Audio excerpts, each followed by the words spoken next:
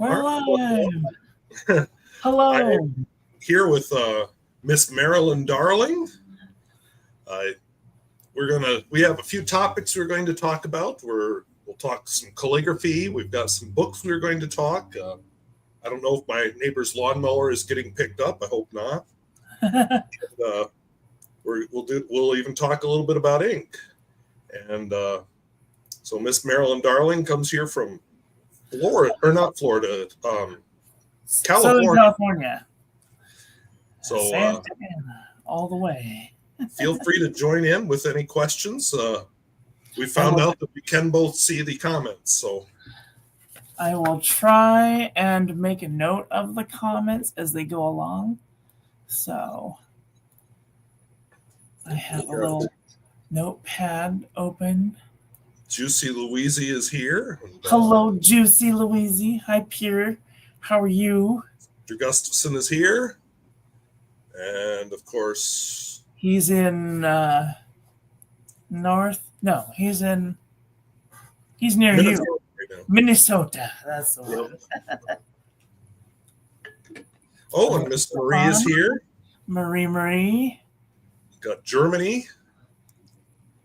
Norwegian tinkerer. Dean. David. So good to see you guys. Okay. So we're international. Out with us.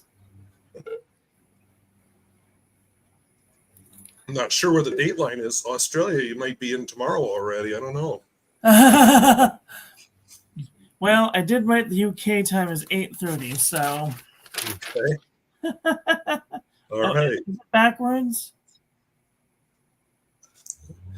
So I thought we'd start. I'd just like to have you introduce yourself. Tell us a little bit about who you are and what you do, and we'll take it from there. We got a few topics, and of course, we'll keep track of any audience comments that come in.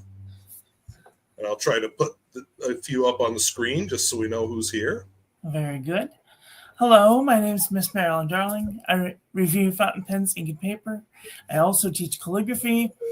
I, like you, was a teacher at one point, became a surgeon, and then through a series of medical complications, I am now disabled and retired, I like to call it. So, and that all happened about 2020.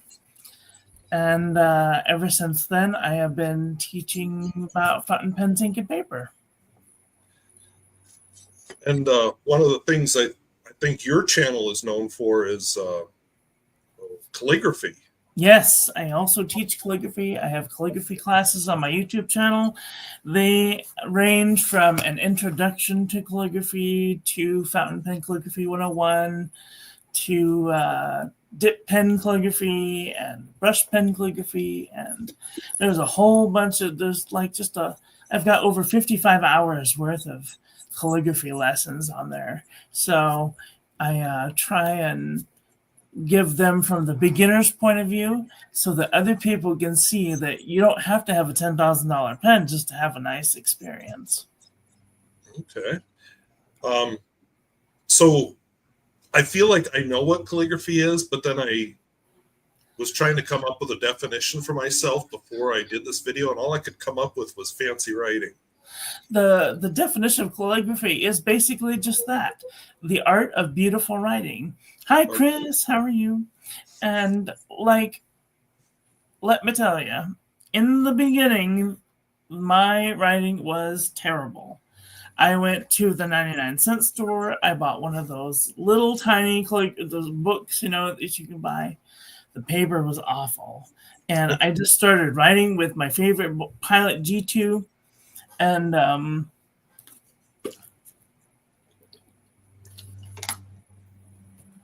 my husband in 2018, after I'd been disabled, I got very bored around my birthday, and I was only disabled for about a month.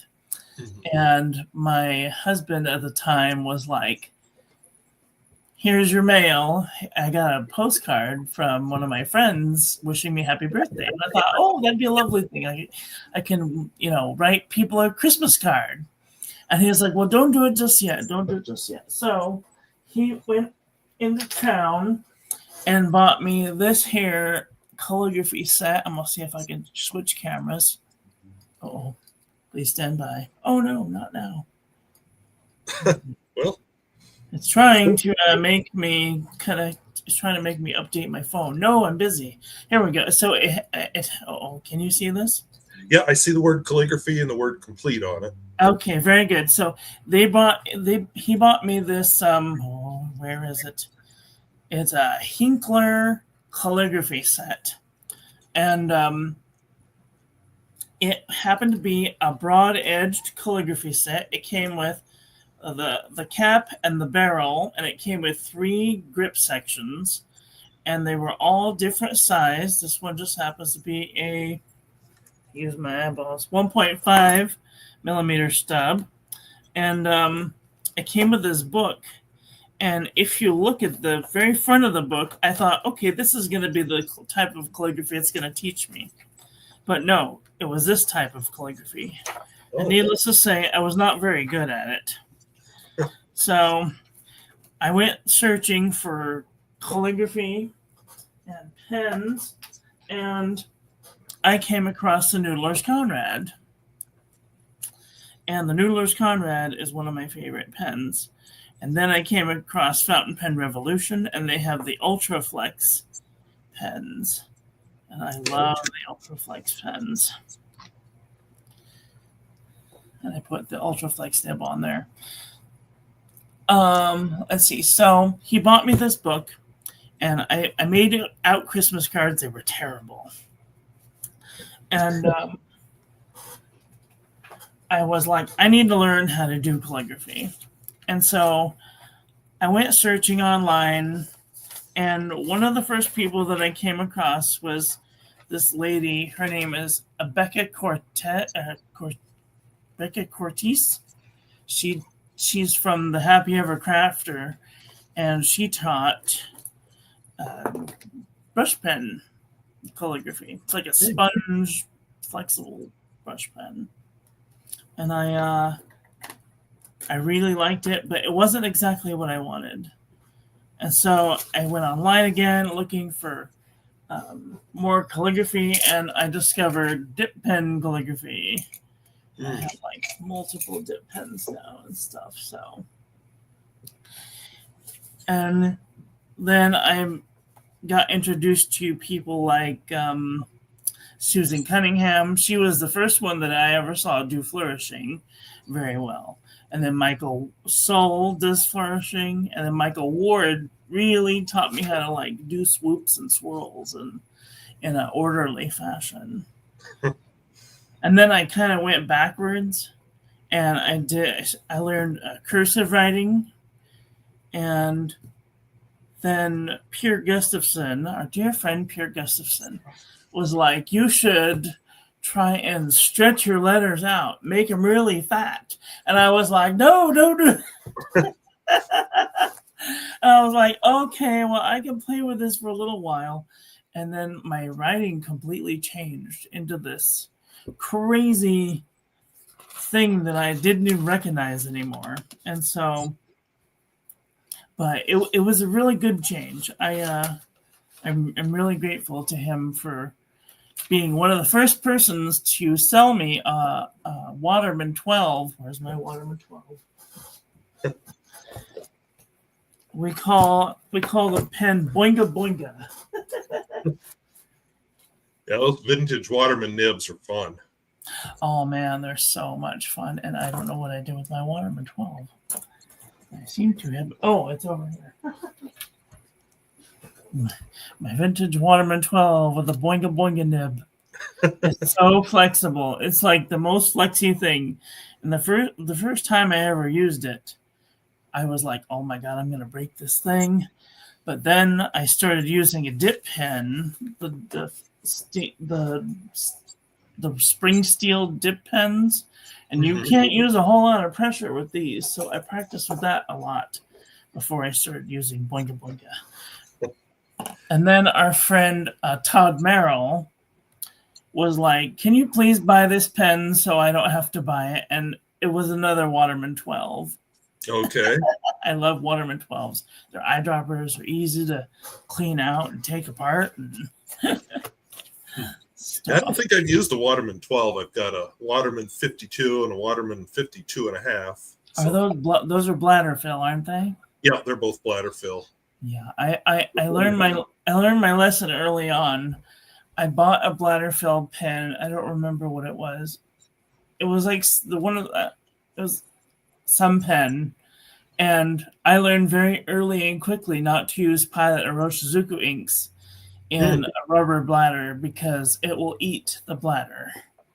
Oh, yeah. That's so good to know. Yeah, don't put Pilot or Roshizuku inks in a rubber bladder because it will kill your bladder. And so that pen basically went in the trash because I didn't know what I was doing. And so, yeah, that was a very sad experience. Yeah, I can see that. I have, one of the things I do is resack pens. So I've learned how to do that. I'm not perfect, but I actually have to resack my Waterman 52 right now. Hello, Cesar. Hello, Michelle. Hello, Adam. How are you? Yeah, I didn't know what I was doing back then. It's all a learning experience, right? Oh, We're just trying to learn how to do the best that we can do. That's true. And I highly encourage everyone to learn from the child who wants to teach. Learn from the masters. Learn from me. And if I'm not your flavor, then I hope that you learn from someone that you can learn from. My hope this summer I want to do a video on how to put a sack in a pen. So. Oh, that's a good idea. I might be able to learn from that. I have exactly 2 sack pens. One of them was a free gift from our dear friend Pierre Gustafson. It's this little tiny ring top pen. Uh-huh. And I put a Waterman 12 nib in it. I just love it. It's one of my favorite. But like the ink sac on this is so small. Mm. It's like barely even that big. Yeah. It's just really cute though. Yeah, I've got oh shoot. Now I'm drawing a blank for what the brand is. Esterbrook. I've got a really small Esterbrook like that. Just oh wow. No, holds hardly any ink. And then I have a modern sack pen, but it's a silicone sack. Yeah. It wasn't dyed pink before, but I put a pink ink in it and it permanently dyed now. But I don't have a problem with Pilot or Roshizuku inks in the more modern pens. No. So that's good. Yeah, I've heard that, and I don't know if this is true, but I've heard it's because the Japanese inks tend to be more alkaline. Yeah, there's something about them, like. So I've heard that about sailor inks too, not to use them with the sack fillers. Oh, really? Okay. Note to self. Yeah, I don't have a whole lot of sailor inks. I bought exactly 2 sailor inks, and going on to our next topic, rare and hard to find inks. I saw this ink, and it's Sailor Gentle Grenade. And that's a beautiful ink. I went crazy as soon as I got a sample of this from someone, and I was like, I have to have a bottle. And then I saw one for like $75, and I was like, that's ridiculous. And then it went up to like $150. I was like, I have to have it. And then the second very difficult, hard to find ink was Lamy Dark Lilac 2016. And it had just gone off, right? As soon as I came into the scenes, so to speak. And I had to have a bottle, and it was like $100. I was like, this is ridiculous. And it was $200. I was like, no way. But as soon as it was like $300, I was like, I better have one. Oh, jeez. I know. And so I bought a brand new bottle of Lamy Dark Lilac 2016. And then the first week that I walked into the OC Pen Club, some guy walked in and just dropped off a brand new bottle. So I was like, okay, this is probably my life lesson. Yeah. A Norwegian tinkerer just jumped in. Hello, wondering about what are some safe inks for vintage pens, and I know Waterman is 12. I know like a lot of the mainline ones like Pelican, Parker, Califolio is vintage safe. Is it? Okay. Yep. I was just going to show off. When you said uncommon inks, I thought I don't have any, but I do. I've got a bottle of Parker Quink Green. Oh, that's nice. I actually have 2 bottles of that, and I have a bottle of Parker Quink Red. Oh wow, that's fancy. So I do have some uncommon inks. There you go. Yeah, I saw the Grenade and I had to have it, and then I got the bottle in and I was like, this isn't what I wanted. But it's got some really cool sheen properties to it. Yes. It's definitely a sheen monster for sure. Oh, we got another suggestion here. I didn't think of Birmingham, but yes, they're from Pennsylvania, which is where I'm from originally. They have a delicate series of inks. That's cool. Let's see. And Sajjad Hussein, well, in a kind of a split comment, was suggesting a successor in the sailor world to the Grenade. Okay. So nice. Hopefully that's useful to somebody. Nice. Okay, what's next? I need to stay on the rails. Yeah. I don't want to get off too far, but I thought that was worth pointing in there. Definitely. But yeah, I've never been much for the uncommon inks. I had a viewer a few years ago send me some vintage Schaefer ink, and I didn't get much out of it. Yeah, there's some of them that are just kind of ugly. No offense to people that like brown, but it reminds me of too much of work. And one of them was Mont Blanc Toffee Brown. I thought, it's fine. Espiari Brown, it's fine. Diamine, Sepia, they're all just brown to me. Yeah. I have a few brown inks, but brown isn't a color I have ever cared for in ink. Right. My favorite ink, though, is Pelican Edelstein Golden Barrel. I love Golden Barrel. It's my favorite ink. And that's kind of a yellowish brown, isn't it? It's a yellow ink with gold shimmer in it. Oh, okay. I think I might have sent you a letter with one in it. Yeah, you might have. It's definitely got some wonderful flow. I've never had any skipping issues with it, and it's always consistent in the way that the shimmer comes out of my Noodler's Conrads. It's just amazing. I love it. Yeah, I've never had good luck with the shimmering inks. It seems like the first day or two they're good, and then after that, you get a blob of shimmer. Good one. I've had so I'm the ink master for the OC Pen Club. And I'm basically just the one that houses the bucket of inks. And I've reviewed over 2,000 inks over my 8-9 years on YouTube on reviewing fountain pens, ink, and paper. I just celebrated my 20 years on YouTube. Oh, wow. Yeah. So you must have been there almost from the beginning on YouTube. I was one of the first people to be offered partnership when you had to have 50 subscribers. And then they took that away. And then they're like, you have to have 100 subscribers. And then I made that, and then they took that away. And then they're like, you have to have 1,000 subscribers. And then they changed that. And you had 1,000 subscribers and 4,000 watch hours. I was like, oh, God. I'm never going to be a partner. That's never going to happen for me. It's fine. You know what?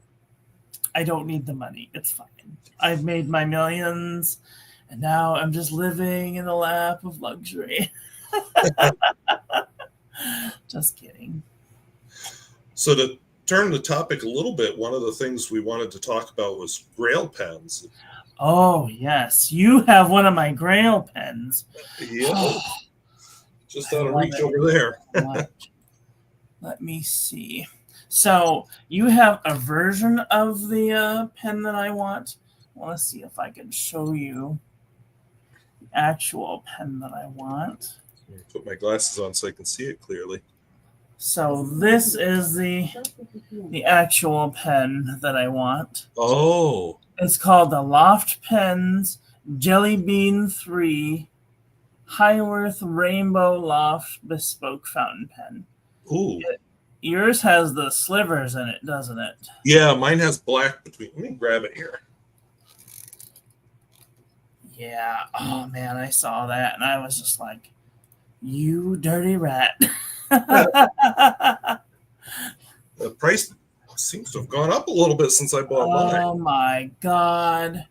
Oh, here, I can turn it back. When they first started having them was probably back 5 years ago, 6 years ago, and they were $175. And I thought, that's disgusting. Now they're like $500. I'm like, I should have got it when I had the money. Yeah, that's what I did because, I'd have a hard time justifying that right now, even with beautiful. I love rainbow fountain pens, and I have a Narwhal a Narwhal Voyage 2025 Pride 2024 Pride fountain pen. And the problem with this one is that I was expecting it to be more primary colors. Oh, it looks primary in the camera, but you have to take my word for it that it's a lot more unsaturated than this. Let me see if I can fix this. No. I find it hard sometimes to really get the color across. Like my face is kind of orange right now, and I'm not orange. Right. Yeah, cameras are just weird. Now, with my good camera, I can do more with adjusting color and white balance and stuff. But this, it is what it decides to do. Right. I mean, I swear there used to be a saturation, but anyway, it's definitely less saturated than it looks on camera. And so I thought, oh man, I wish it was more primary color. But it's a beautiful pen. I like it a lot. And one of my other favorite non-pens is my Hardmuth Magic Pencil.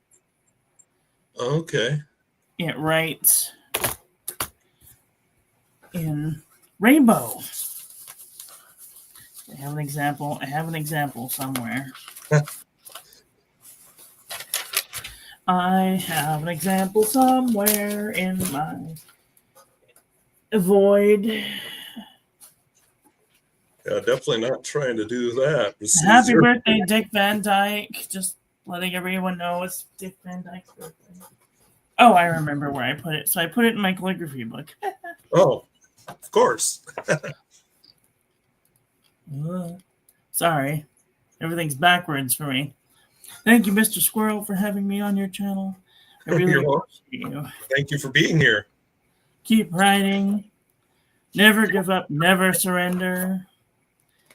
Choose acceptance. Keep moving forward. Don't just do something. Stand there. Right now, you are exactly where you need to be. And be the rainbow you want to see in others. And I hate it having backwards. There's how it writes. Isn't that cool? Yeah. So is it just kind of layers of different colors in the lead? So, where is it? I'm going to try and turn the light on. So if you see, it's got like these triangles and they're squished together. And when you rotate the pen, the angle of your pen makes it put out different colors. Okay. Isn't that the coolest thing?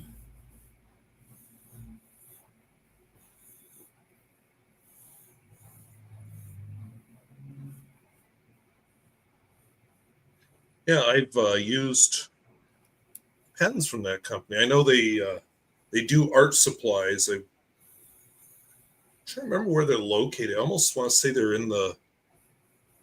they're in the Czech Republic. They're somewhere.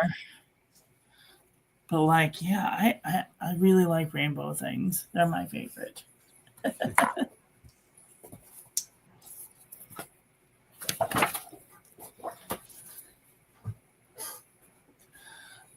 So you have any other Grail pens? Grail pens. So my one Grail pen that I first saw was a Pelican M800 in Ocean Swirl, right? Mm-hmm. And I thought, I'm never going to be able to afford to get this pen. It's just, it was $450 when it was released, and now they're like thousands of dollars. I'll never be able to get one now.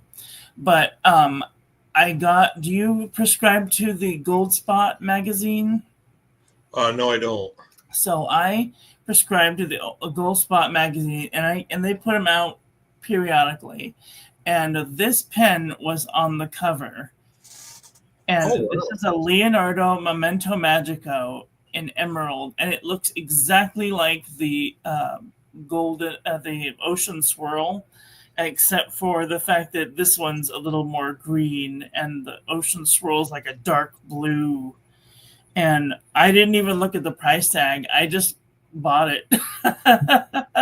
And it was $199 from Gold Spot. And it has to be one of my smoothest broad nibs that I have ever owned. I thought I was writing on glass. It was so smooth.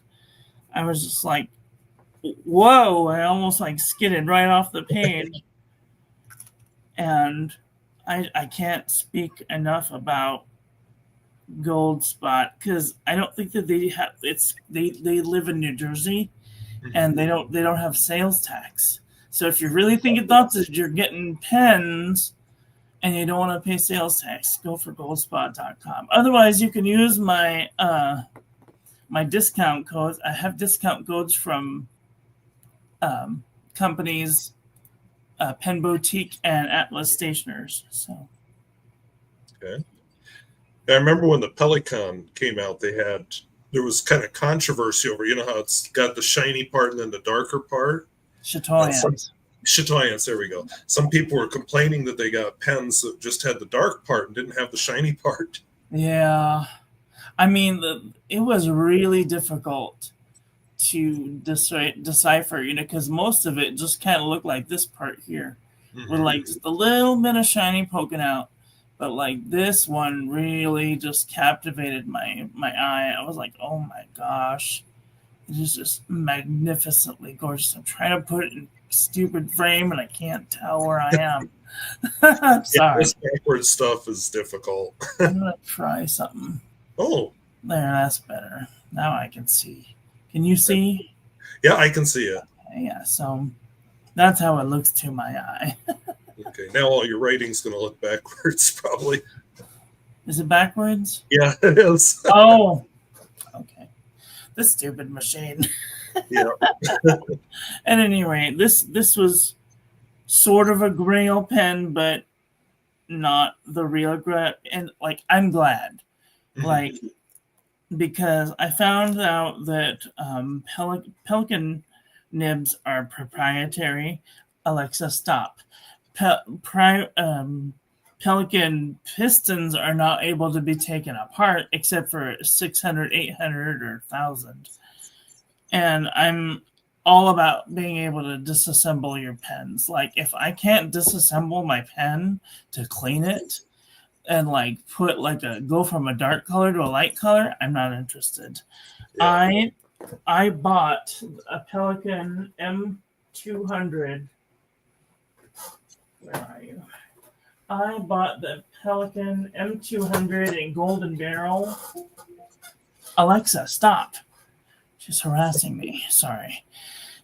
I bought the Pelican Golden Barrel fountain pen so I could have the Pelican Golden Barrel ink.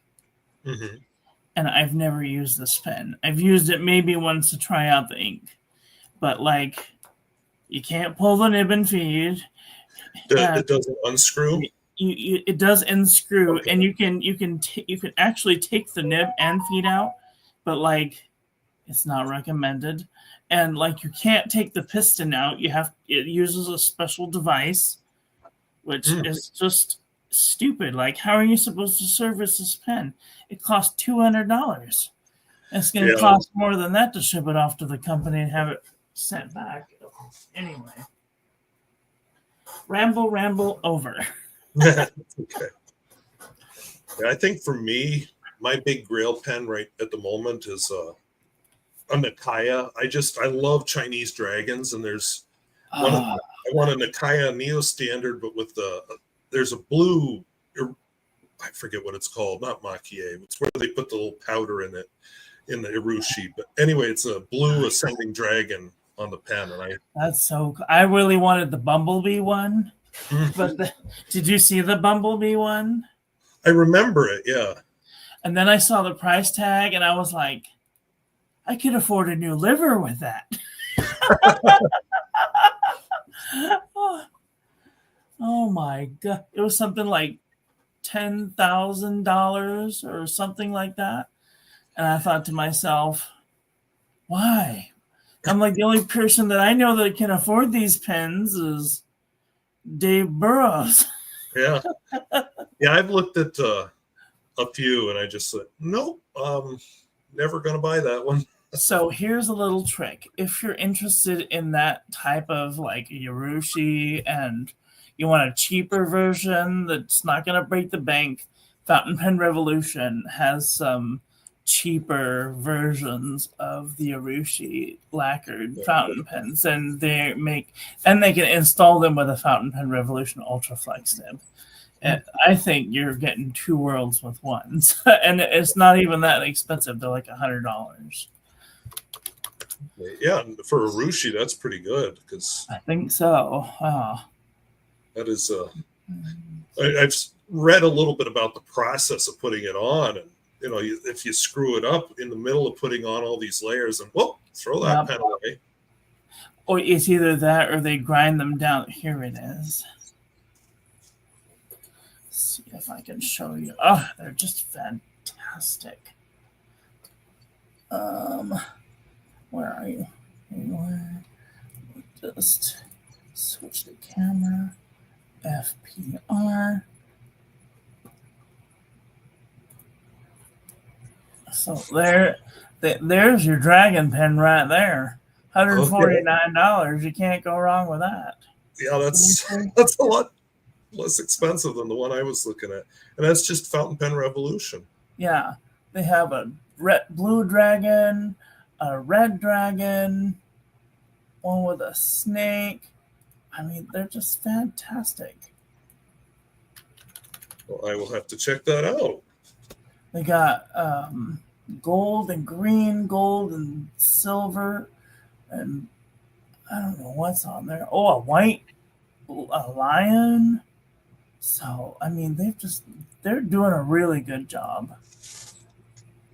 Oh, there's a gold dragon. Yeah. And like, I can't speak highly enough about Fountain Pen Revolution. They do such a great job. I haven't been on their website in a while, but I know they. Is he the one? He started an actual physical storefront, didn't he? I don't think so. I think he's still living. I think he's still delving out of his living room. Okay. I mean, he might be. I'm not sure. I might be thinking of somebody else because he the one that did a lot of Indian pens. Yes. Okay. He does a lot of Indian pens. Yeah. He does the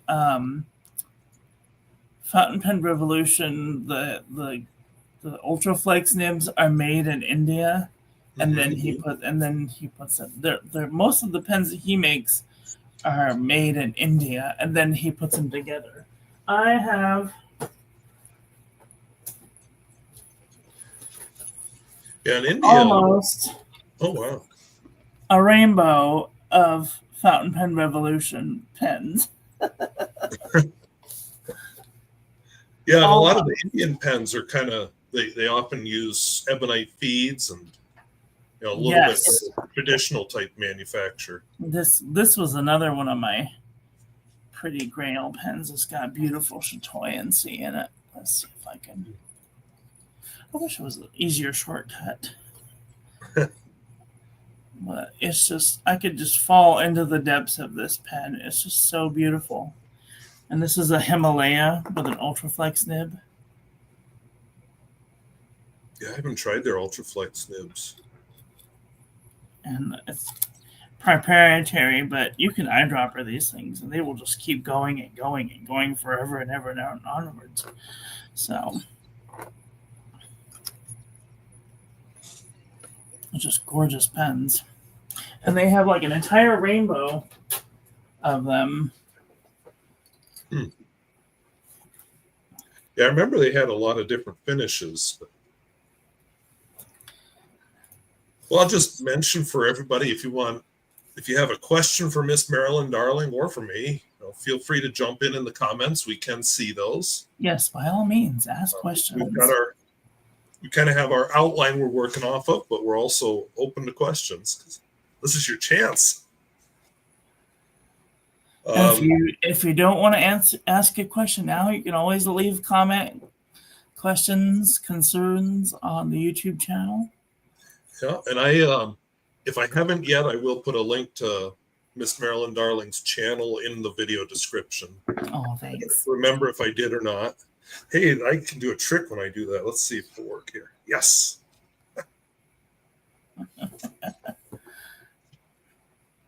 Fun Apple stuff. I learned that by accident. I was doing a video just using this camera. I said, well, there's two reasons. I held up two fingers. Oh, it's not going to do it. There it goes. There it goes. And when I went to edit my video later, I'm like, where did those come from?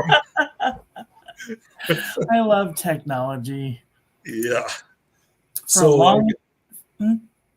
I got Will Hodge asking if I organized the Badlands Pen Club. I haven't really organized it yet. I don't know how many fountain pen users there actually are where I live. For those of you who know where I live, it's a very rural part of North Dakota. Yeah, you live at the edge of the world. Pretty much. Almost. Almost. You can see it from here. We're not at the edge of the earth. Oh, here's a good one. What references did you use when you started calligraphy? So, when I first started calligraphy, I used this book. And I realized that this wasn't the kind of calligraphy that I was looking for. And it's got it on the freaking cover. Like, I was really upset about it, needless to say. But a friend of mine introduced me to Mont Blanc. And I don't have any Mont Blancs, but their website has a whole bunch of free classes about teaching about calligraphy. And they're pretty good. I use them. And I also follow a whole bunch of people. I have notes. I have notes here somewhere. Becca Cortez teaches brush pen calligraphy. Michael Soul, Michael Ward, Lovely Loops, Jillian Jordan, Susan Cunningham, Paula Antonio is a master calligrapher that I watch. Shen Long, she's a cursive teacher. Calligraphy Masters on YouTube. They teach a good broad edge calligraphy class. And then my original teacher, Brenda McCarthy, my third grade teacher, taught me how to do cursive writing. Needless to say, it wasn't very good back then. It still isn't now, but cursive is not calligraphy. It's a type of calligraphy, but it's not calligraphy. So while you were talking earlier, I happen to remember I have this a viewer sent me to review. So it's a fountain pen. Oops, I get this right. I'm having that problem too with the backwards stuff, but it's a deluxe lettering set. It's Osmeroid, but the date on the back is from 1974. Oh, wow. So a long time ago. Yeah, that's older than me. I was born in 1975. Oh, wow. Yeah, I'm not too far behind you. Or in front of. I'm not. I was an 82er. You know, it's so Okay. funny. I have lied about my age so much when I was younger because I wanted people to think that you tell people that you're older and they're like, "Oh, you look so good for your age." And now I can't do that anymore. Yeah. No, the only thing when I get to a round number, I usually lie at school and say I'm either a year younger or a year older, because some of them at school like to make a big deal about your 40th or your 50th birthday. So Right. no, that's next year. And then Yeah. next year comes, no, that was last year. Exactly. Well, we had Juicy Louise asking if cursive will make a comeback in schools in America. I don't think so. With all due respect, it was difficult enough to learn to type, and with the way that things are going, printer ink used to be one of the most expensive fluids in the world. Did you know that? No, I didn't. Yeah, it's $55 for 0.5 of an ounce. And it was more expensive than gold and platinum together. But nowadays, it's gotten a lot cheaper. So I bought my brand new printer. It's a Canon G3270 for $200 at Christmas. And I have gone through, out of this much, I've gone through maybe this much ink. And I print out things almost every day. It's incredible.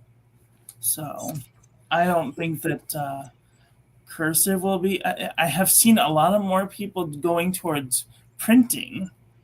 And like my printing is not that good either, but I'm working on it.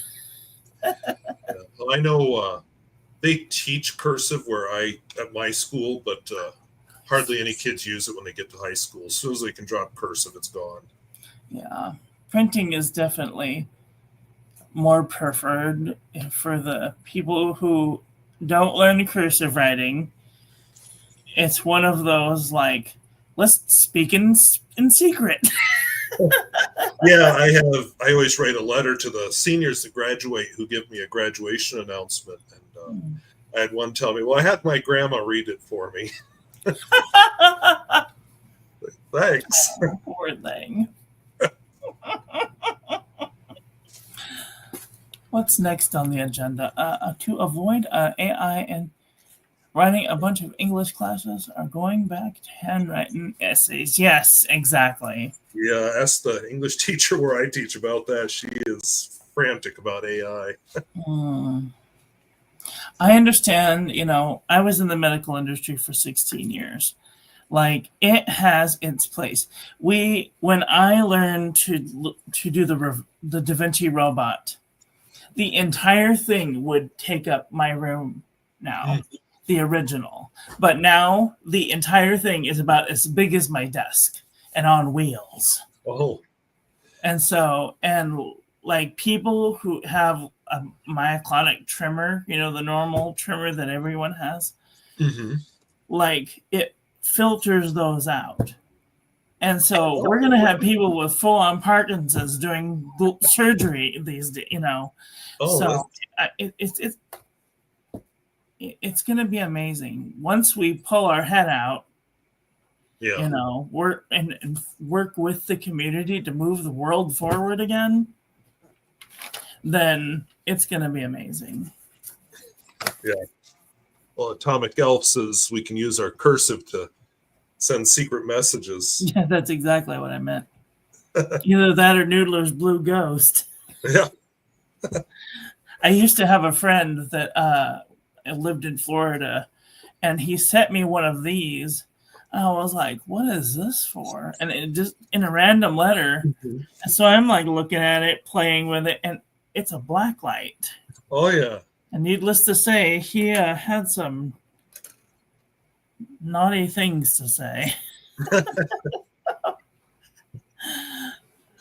Well, one of the things we had talked about is you had a book or two you wanted to share. Yes. So, okay. Lately, I have been. I don't know if anybody has been paying attention, but I have been in kind of a funk. I have stopped kind of doing pen reviews. I've been in a creative funk, and so I have been following these people. Can you see that? Is that too close? It's too close. I have been watching these people. Oh gosh, my brain. Oh, they're Leanne Likes and Little Coco Studios Mm-hmm. have been going through the artist's way, and I gotta tell you right now, if you haven't read this book, if you're in a funk and you don't know how to get out of it, there are some really great quotes and some really great educational ways of getting yourself out of like a really deep funk. And like they give you these tasks to do every week for 12 weeks, and they're just like mind creative unblockers. And so I have read the entire book, and now I'm going through and reading each of the chapters, and doing the tasks. And currently I'm on week 4, and each one of the chapters kind of brings you out of your shell and really makes you go in a way that you never thought, to look at the world and to make art in a way. And like calligraphy is an art, Mm-hmm. and painting is an art, and writing is an art. So if you're having a funk, then I highly recommend checking out The Artist's Way. Also, a website that I use quite frequently, and one of the things about The Artist's Way is they want you to write 3 pages a morning of longhand, of just random whatever, stream of consciousness. And then once a week, take yourself out on an artist date and try and do some art on your date, and then try and like get yourself to understand that there's a different way of looking at life. And so, have you read The Artist's Way? No, I haven't, but I think that's the one you sent me a copy. I did. I sent you the PDF. If anybody wants a PDF, you can write me a message, and I'll send you the PDF. It's you can find it online, but if you want to, you can send it. You can send me an email and one of these, and I will find it and send you the PDF. But it is a really good book, and you're gonna want to buy the physical copy. They're like $10 used on Amazon, so it's not like an extravagant. And there's like plenty of room to write in the margins. It's like a teacher's book. I loved teacher's books when I was a young teacher. Like, and I love highlighting and things. So I just love stationery. I have like probably like 400 different types of pens and pencils,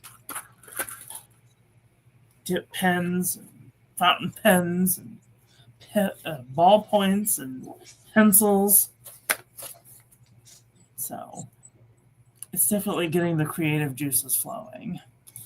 Yeah, having a few tools like that is it's easier sometimes when you have those tools. Exactly. Or a thrift store. That's right, Chris. Definitely check out a thrift store or an old bookstore. I'm like, which of these is crooked? Yeah, I always try to hit the used bookstores when I get to a city. Yeah, like I've never been to a thrift bookstore. I wish that we had more bookstores here, because there are some books out there that seem very interesting, and then I can't find them. Mm-hmm. Like, I've tried to look for calligraphy books in libraries. They don't have them. So I have to either buy them online, or I have to rent them from a person, or just not have them. And I can find most of the things that you're looking for online and print them out, thank God. Well, one of the other things you talked about, which I think went along with the book, was you were talking a little bit about burnout with me earlier. I think that went along with where you're saying you were in kind of a funk. Yeah. The artist way definitely helps you get out of it. For sure. Yeah, I don't.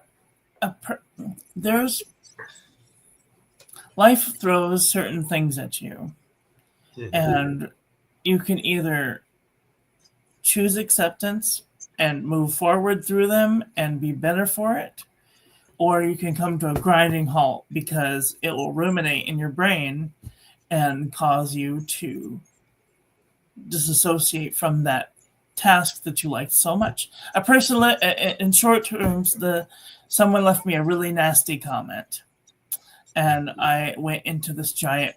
It was like this drawn out, really long paragraph thing of like why my art sucks, and they were right. And it sent me into this like swirling funk. And I was like, I'm not good enough. I'm not, I need to work on this more. And it kind of really hurt my feelings because I knew that they were right. And so I started reading The Artist's Way, and she's like, you might be in a funk, but you got to move forward. You got to keep trying and do the best that you can with the tools that you have. And I have definitely been doing that, and it really got me out of a funk. Good. Yeah, and I think just being forced to exercise that creative side of your brain is, for a lot of it, like for me, my degree is physics, and I teach science and math. I use that side of my brain a lot. Using that creative side is, that really forces me to think in a different way from how I normally think. Exactly. Yeah, the scientific method is sometimes not something that you can learn with art. Yep, that's true. But art, you're kind of free to experiment, and it's very free. I've been reading, I'm working on a history right now of a local building, and there's some poems that were written about it back in the 1920s, and I just thought, who today would think, oh, I'm going to write a poem? Just a different way of thinking. Exactly. And now, it takes a little bit of looking at life in different ways in order to be able to make those types of things work. Mm-hmm. Just like art, you can make a painting look as close to a picture as you want, but it's never going to be a picture. Same thing with calligraphy. If it's too close to a typeface, then I'm uninterested, because if I wanted to, I could use a computer to type it out for me, So I really admire calligraphy because it's hand done and it's all different. Everyone has their signature type of calligraphy that they do. Yeah. I know my mother does a lot of crochet and knitting. And she says one of the things she tries to do is have it not be perfect so that people know it was actually done by hand instead of the machine. I took a home ec class when I was in high school, and I made like 6 or 7 gloves for 6 or 7 scarves for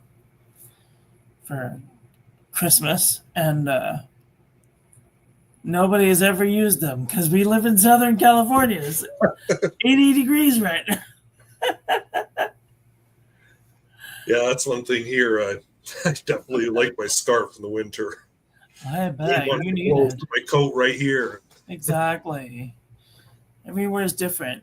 A lot of people make comment to me on my channel, oh, my ink is so dry, oh, my ink is wet, and like I never talk about those things in my videos because every elevation has a different effect. Like if you're at a higher elevation, your ink might dry faster.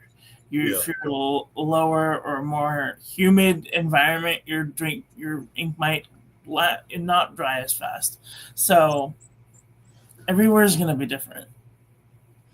Yeah, that's very true. And here it's so dry most of the year that the ink dries up real fast. Unless it's Noodler's ink that's been in the pen for a while. So that sometimes take overnight to dry. Yeah, some of the inks are really, really wet. And then some of them are just bleed through the page so fast. And I'm like, oh my gosh. So speaking of that, every type of paper has a specific use. And for example, this is just a book that I got from the 99-cent store. And most people are like, oh, but it feathers and bleeds.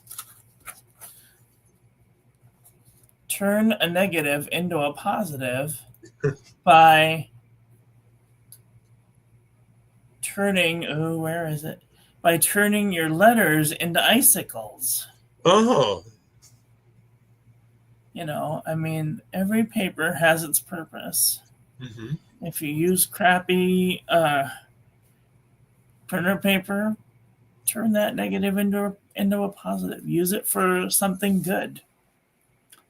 And it's not the best. Like that's the backside of the paper. It just bled right through. But there's a use for something.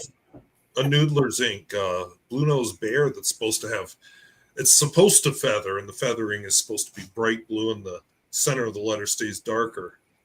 Yeah, I have Blue Nose Bear somewhere, but it's funny because I've reviewed so many inks now that they're all starting to blur together. Thank God for my 3x5 cards, otherwise I would not know. And these are all of the inks that I've reviewed. Wow. Yeah, I'm hoping to do a video in the next couple of weeks about index cards, and that's another use for them. Yeah, see, I have a whole box of medical index cards that I did that exact same way when I was going through med school.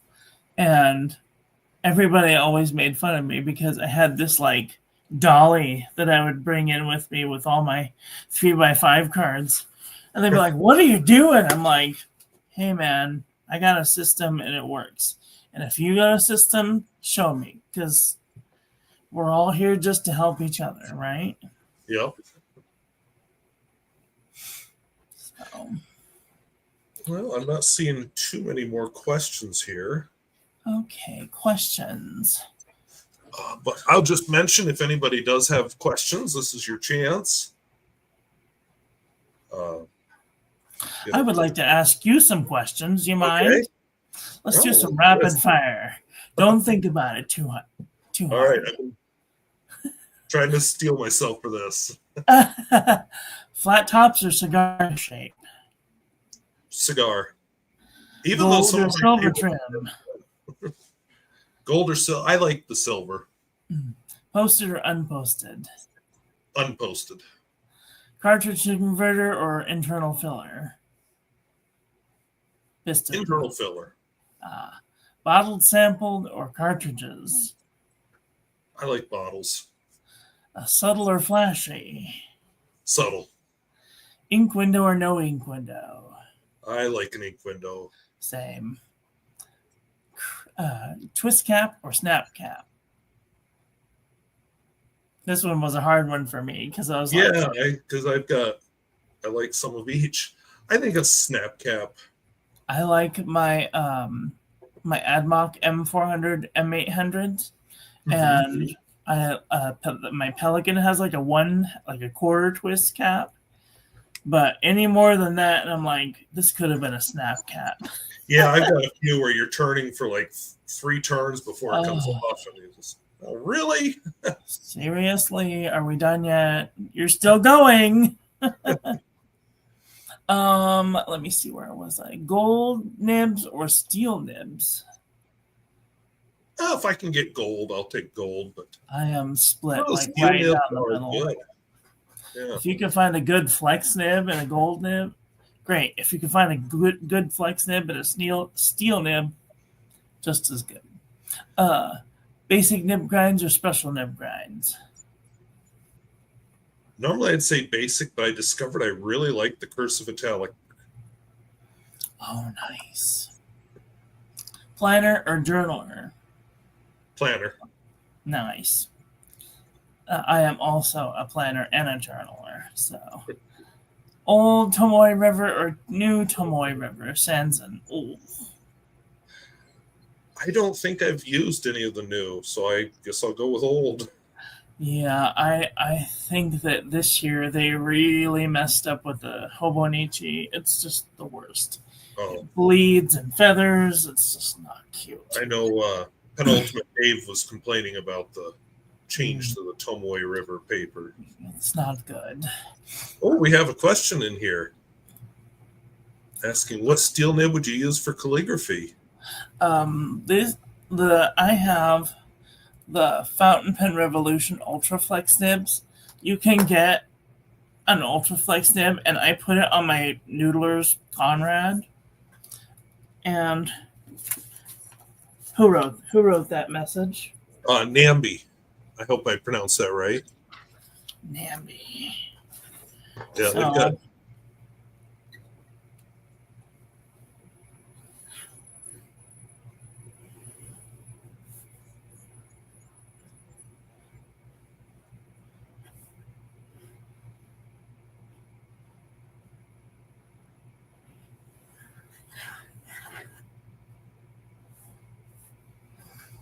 There you go. Oh, and did it that fast. This is what we call practice. Practice makes progress, not perfection. Right. Can you see? I don't know if you can see. So there we are. Yeah, I can see most of it. There we go. Now we see all of it. The pilot. So if you're looking for a broad edge nib, like, I can highly recommend going to wish.com, and I have almost every. Oh, where am I? I have almost one of every size of the Jinhao 992s, and I have one extra fine, medium, broad, 1.1, 1.9, and I have a 2.9 in my Fugilong 902, and the whole thing costs about $20. So if you're looking for a cheap broad edge nib, that's where to go. If you're looking for like plated, those parallel plated nibs, they're fine. But I guess it just really depends on what you're looking for. I hate this backward thing. Yeah, I almost have to not look at the preview sometimes when I film that. Mirror my camera. Does that make yours? Oh, that's wonderful. Oh, now I can see. Thank God. Okay. Totally normal to us. Note to self. Look at the settings. Now you got me here. Oh, yeah. Yep, I'm backwards, but it doesn't bother me because I'm not writing. But yeah, my right hand is on my left here. So if you go into the settings, if you click settings and you click mirror my camera, it's just underneath. Mm-hmm. Yeah, that'll undo it. Oh. Yeah. So there you go. Yeah, now my left and right are working, but. Yeah, isn't that great? Oh, note to self. Yeah, I don't care so much for the preview, but that's good to know for. Right, exactly. And like, if you guys, did anybody have a birthday today? Anybody's birthday? So today is our dear friend and fellow actor, calligrapher,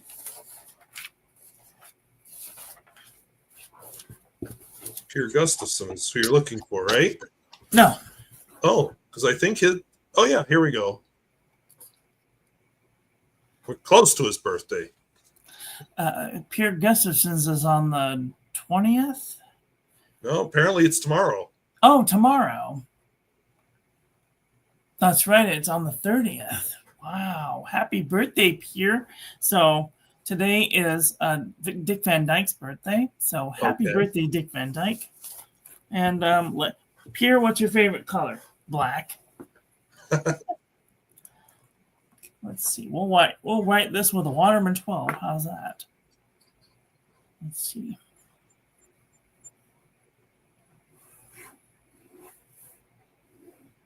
That'd be appropriate for Pierre. He's a vintage pen guy. I met him in person a few years ago, and he had a whole bunch of vintage pens was what he was using.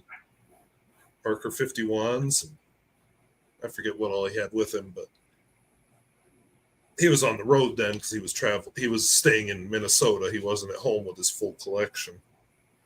Right. He sent me a handful of pens to try. And some of them, I was like, this grip section is way too small. This one is not flexible at all. And some of them were just kind of Johnny One Note, and I'm not all about the Johnny One Note unless it's like really beautiful. And then he sent me the nib for the Waterman 12, the Boinga Boinga nib. This isn't it, but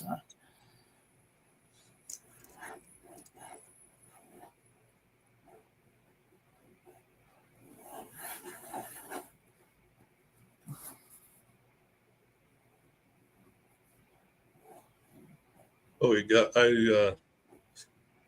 another Australian here. Woke up to this, so I guess that answers my question from earlier. It is tomorrow in Australia. Oh boy. So we got a message from the future there. Tell me the lotto numbers.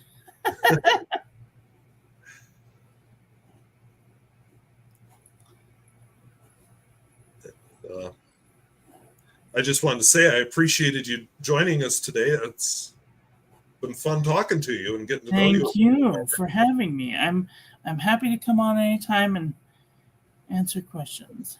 Michelle Gooseman is asking if there really is an Oinga Boinga nib. I don't know. All I know is that our friend Mike Daigle sent me the Waterman 12. I bought the Waterman 12 POC from Mike Daigle. It had like a broad, flexible nib, and I wanted something more finer and flexible. And Pierre sent me this nib, and the tines are just like, look how long they are. They're like so long. And so I was like, okay, this is definitely the Grail pen, like for the moment. For the moment. And so, yeah. Well, I just learned what the point of lottery is. It's a trap set to catch time travelers. Yes. Happy birthday, Pierre. I hope you have the best day ever. Oh, I didn't write ever, dang it. Well, I'll show you while you're doing that. One of my best flex nibs. We'll see if autofocus will handle it. Ooh, not real well. This is a vintage. Now I'm getting that backwards thing. It's a vintage Aurora 88. Oh, that's nice. It doesn't look like much, but it's one of my best flex writers.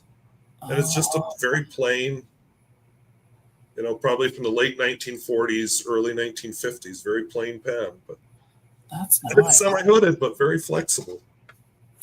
Yeah, Pierre sent me something called a taperite.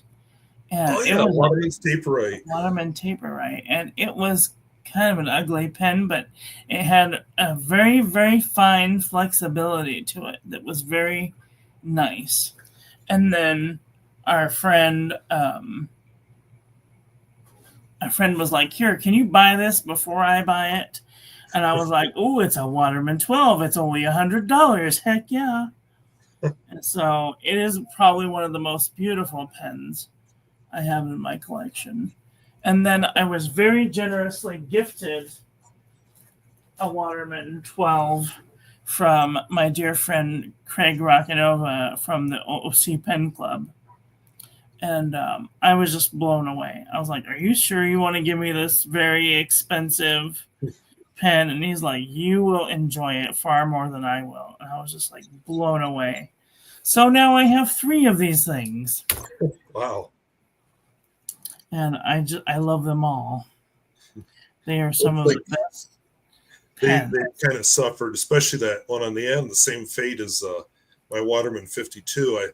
Chris Rapsick actually sent me the Waterman 52 many years ago, and it has obviously been through the wars. It is, the ebonite it's made out of is so faded. It's green.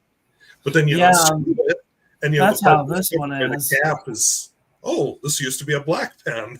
Yeah. I thought that they were supposed to be this color, but this is the one that I got, and I was like, it's like an army green color. Yeah.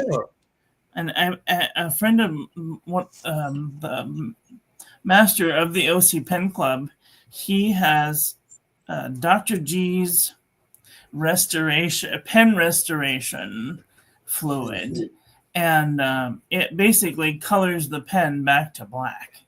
So I'm thinking thoughts about getting some. I'm kind of gone both ways, because when I restore a pen, it's an old pen, it should look old. I don't feel like I need to restore them to new. Exactly. I mean, I don't hide my age. I live Me either. But at the same time, I don't know, I think it would be kind of cool. So I go both ways. Exactly. Yeah, this has been a lot of fun. Yeah, thank you for doing this again. And a couple other questions that Dr. D's deoxidizer. I would deoxidize. Yeah. Yes, maybe. I don't know what it is technically. I wasn't given a formula. All I know is that when his pens come out, they are black, like piano black. Super nice. Thank you so much, TJ, for coming in. I want to give everyone a huge thank you for having me and watching. And if you come over to my channel, Marilyn Darling Show on YouTube, I go live most days at 1 p.m. Pacific. I do a Bujo and a currently inked pens, and I love talking about calligraphy, fountain pens, ink, and paper. So come say hi. And if I haven't yet, I will put a link to the channel down below in the video description. Thank you. I want to think I did, but anyway, I will put one there if I didn't. I also have a link tree. It has Instagram and other things on it. So. Yes, I think you sent me a link to that. So I didn't have that before, so I will put that in the video description also. Very good. And for whoever asked a couple of weeks ago, I did a live stream with an ink guy, and chat seems to disappear for about 24 hours, and then it reappears. So yeah, they want to make sure that people aren't using naughty words. Yeah, so if you don't see the chat, there is going to be a chat. You just might have to wait 24 hours for it to appear. Yeah.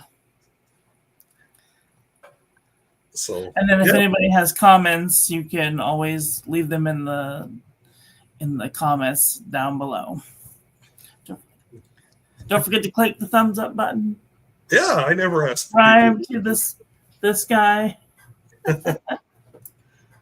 So thank you very much for doing this. And it sounds like Pierre Gustafson's going to start a live stream here when we get off the air. So everybody go say hi to Pierre Gustafson. So if you want some more pen talk, go talk to Pierre Gustafson.